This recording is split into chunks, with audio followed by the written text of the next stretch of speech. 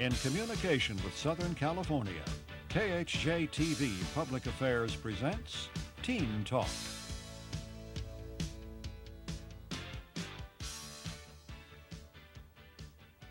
Teen heroes represent the best of a nation's past and the hopes of a nation's future. A teen hero personifies the qualities of a nation's esteem. Heroes have the courage to bet on an idea, to take a calculated risk, and to act. Aristotle once said, "Courage is the difference between cowardice and foolhardiness." And another person, a little less known, said, "To be courageous physically or otherwise, you must first respect your fear, then begin to go step by step into the elements of danger." I'm Joseph Feinstein, and today on Teen Talk, we've gathered together a very special and very exciting group of young people who have distinguished themselves by braving certain dangers and fears, and by going one step beyond. Welcome, panel. Welcome to Teen Talk. We're not going to have any large fanfares today. No more medals, no more brass bands, even though you deserve them. The important thing is for you to share who you are by what heroic thing you have done. And after hearing and knowing your stories, our audience will come to admire your deeds as much as I have. Let's begin by introducing yourselves and tell us very briefly, what act of heroism did you perform? Terry? Well, my name is Terry Nadel, and woke up at 5 o'clock in the morning to go to work, went outside to see what the day was like, and I saw smoke coming from my neighbor's yard, and ran out in the front of my house, and over her wall, there's another man on the property already trying to get into the house. Now at 5 you must have been really groggy. I mean, Yeah, this is very something groggy. you're smelling and seeing, but you're really not knowing what you're doing. No, I tried to jump over a wall, which didn't go off too well. I fell a little bit. And Terry leaped, nothing. and the Yeah. wall leapt even higher. Yes. right. And we tried to get in the back of the house, which we couldn't get into. There was a lot of smoke and couldn't really see. We went around to the front, and I broke a window, reached inside, and opened the front door. And Jeff, who was another man who was with me, he ran around to the back again to try and put out the fire. It was a small fire in the house, but a lot of smoke. And I crawled down on my stomach to get my neighbor out. I could hear something in there. I crawled on the floor and just laid there still, trying to hear for her voice or something. And I could hear her coughing and wheezing, trying to breathe. I heard her in her bedroom. I went into her bedroom and yelled for Jeff, and he came in and helped me carry her out. Oh, incredible, incredible. When did this happen? It was March 15th of this year. March 15th. Okay, all right. Michael, I see your medals and all the things that are hanging down. I know something about your being a scout. What happened to you? I was riding my bike one day, and I happened to glance over across the street, and I seen these two kids with a knife swinging back and forth at this old elderly man. So I ran across the street with my bike. You mean they were attempting to stab this man? Yeah, they were just waving hands back and forth with the knife. So I ran over there.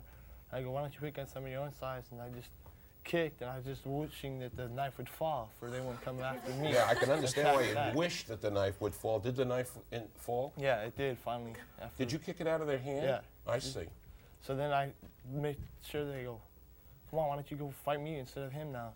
And all of a sudden they got up on their bikes and took off down the street. So I got on mine again, made sure they were away, came back and did first aid on the guy, and paramedics arrived.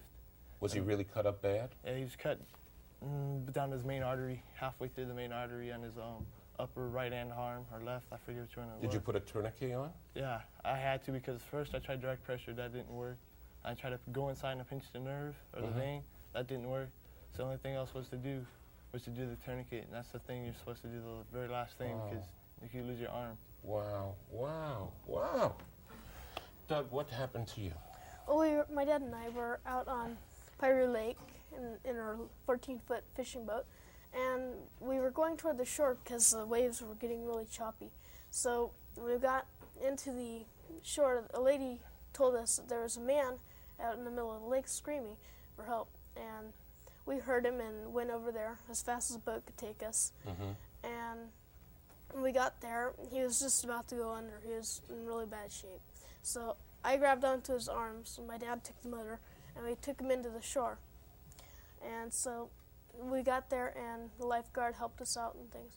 You had an immense amount of strength, didn't you, to hold on to his arms at that particular time.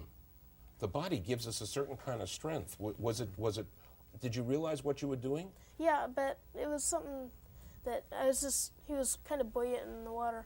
So I just grabbed onto his arms, couldn't pull him in because it would capsize and everything, but. Incredible, incredible. Karen, start us off on the Karen Sharon story.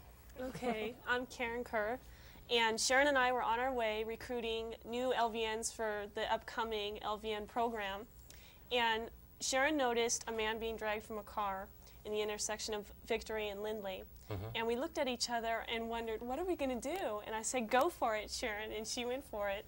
She jumped out of the car. She jumped out of the car. Yeah. And I approached a man that was lying on the sidewalk, and I checked his eyes, and it was dilated, and he was blue all over. He had no pulse. And being in nursing school training, I know the first thing to do is check for breathing, for CPR. I checked for breathing, there was no breathing, and I started mouth-to-mouth breathing. And then Karen stopped the car in the middle of the street with cars coming and flew over. And as I was doing the breathing, she came and she did the compressions to start his heart to beat. And the paramedics arrived a couple of minutes later and took him to Susanna Hospital.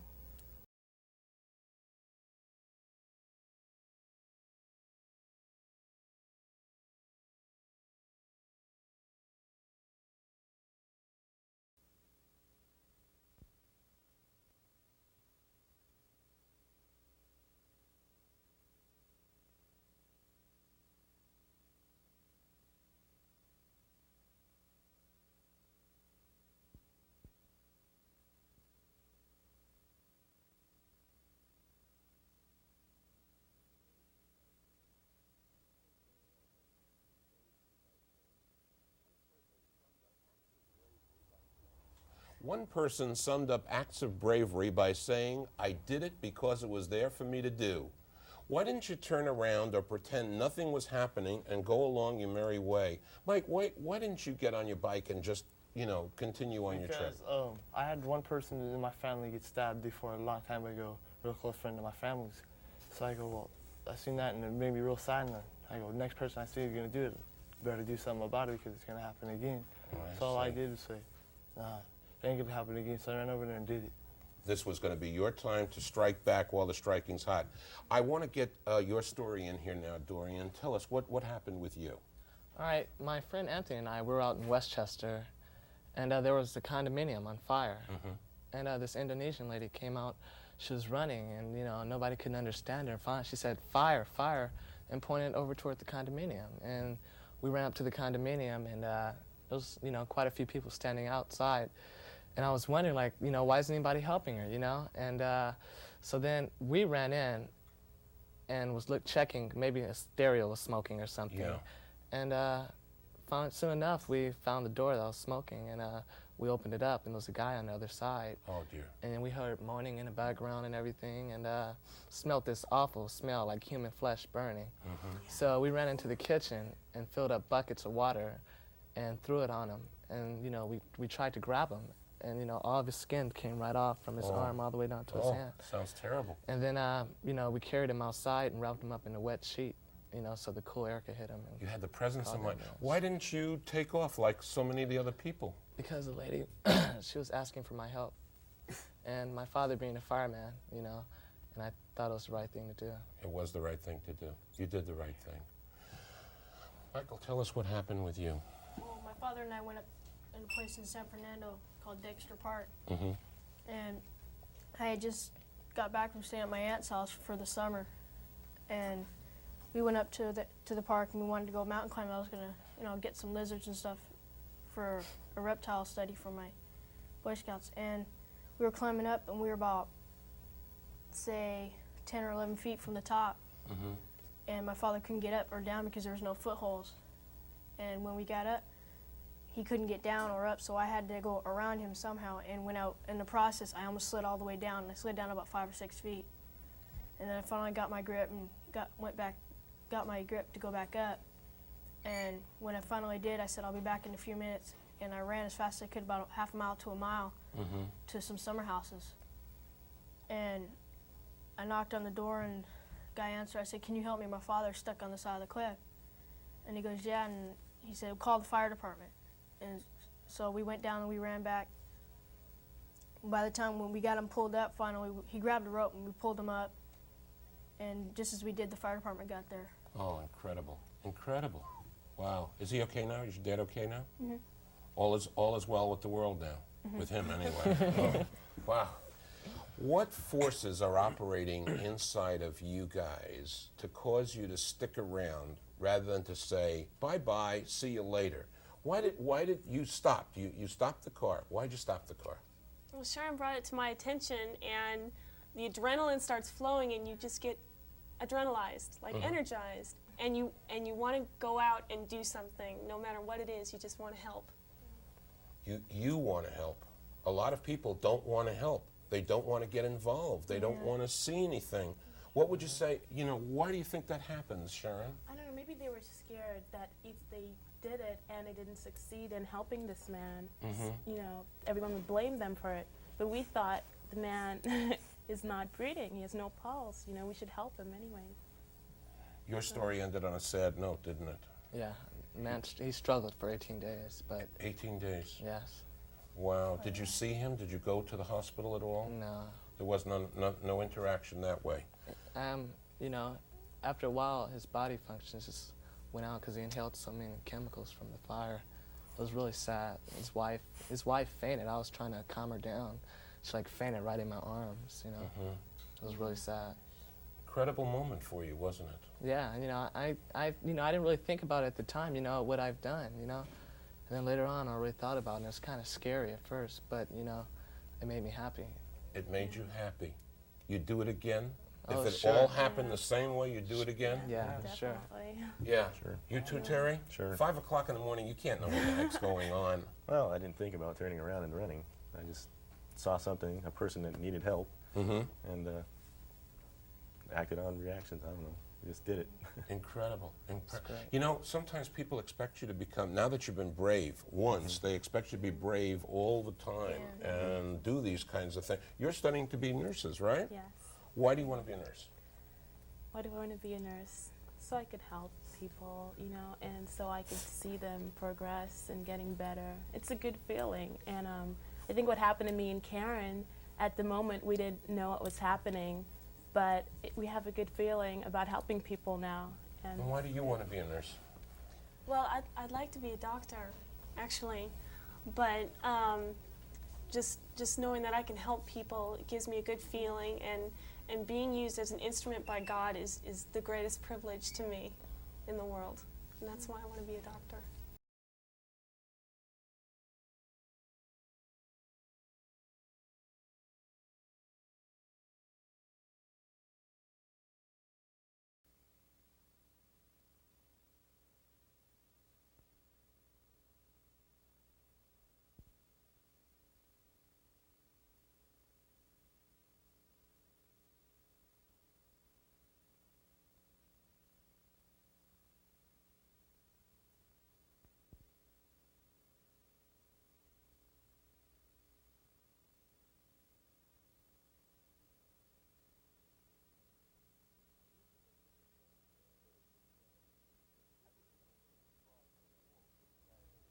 I recently came across a quote which read, "Invisible forces regulate, control, and constrain our behavior.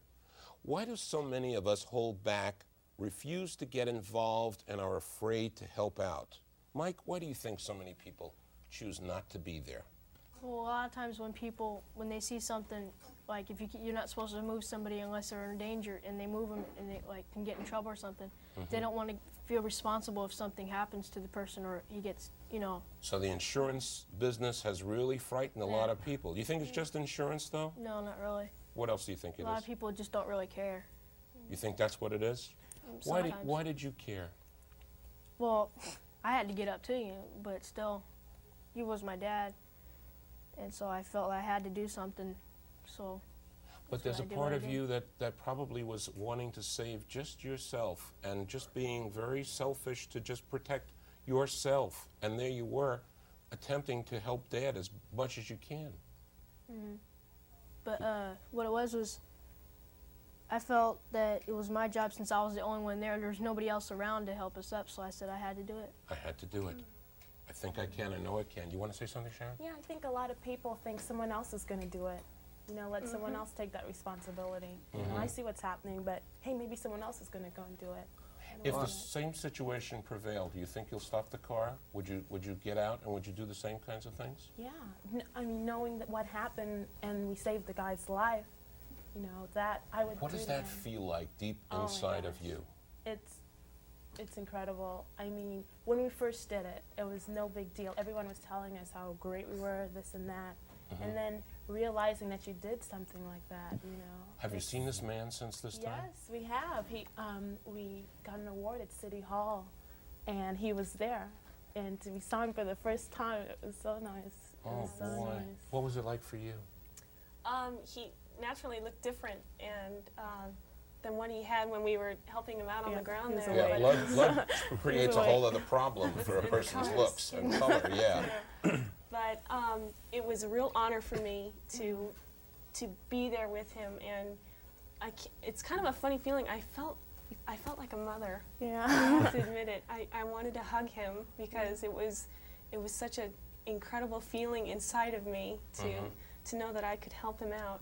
You did. You did. You saved his life. You gave him life in a sense. How beautiful.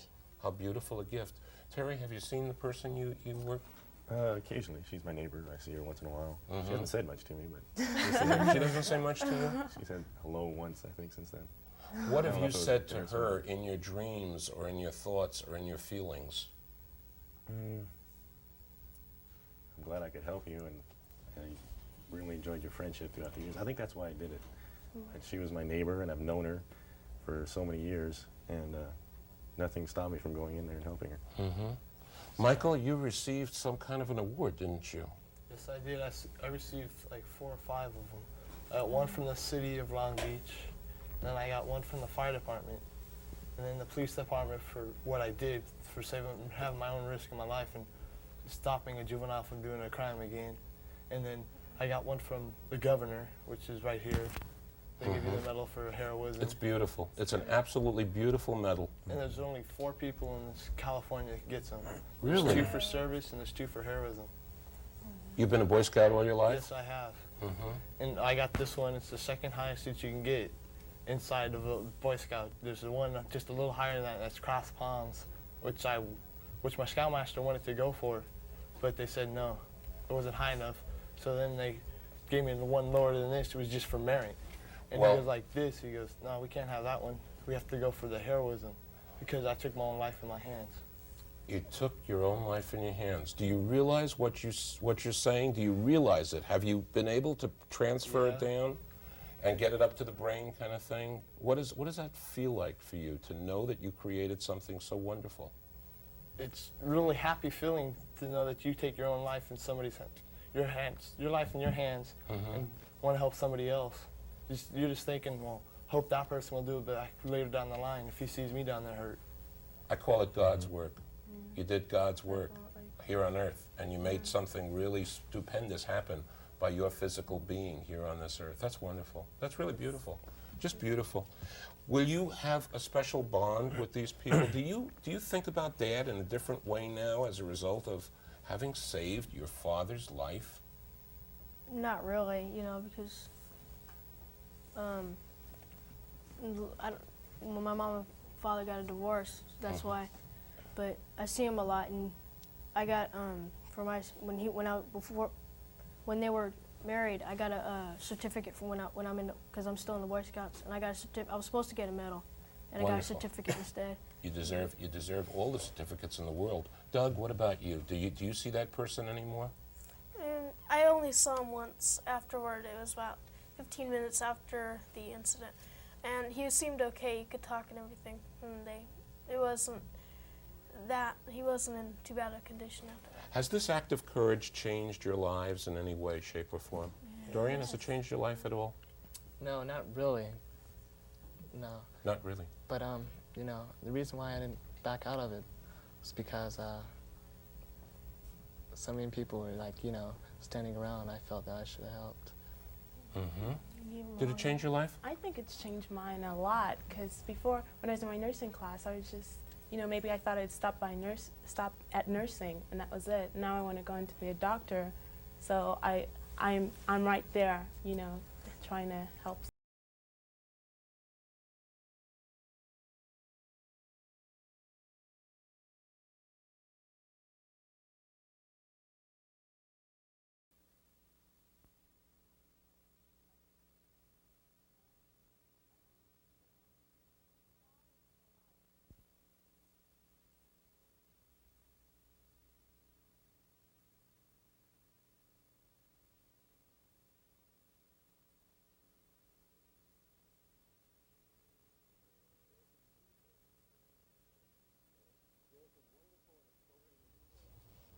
There is a wonderful and appropriate prayer which says, God grant me the serenity to accept the things I cannot change, the courage to change the things I can, and the wisdom to know the difference. I give lecture programs on the subject of taking risks and the importance they make in really living your life. The idea of we can't all be heroes, someone has to sit on the curb and clap, is just not true. We just can't go through life always withdrawing to what is safe and secure. Sometimes we have to take a risk, stick out our neck and offer a helping hand, and take that extra step. These young people all took a step beyond, and we can all benefit and learn from their heroism. You've been wonderful, panel, simply wonderful. For Teen Talk, this is Joseph Feinstein saying we'll see you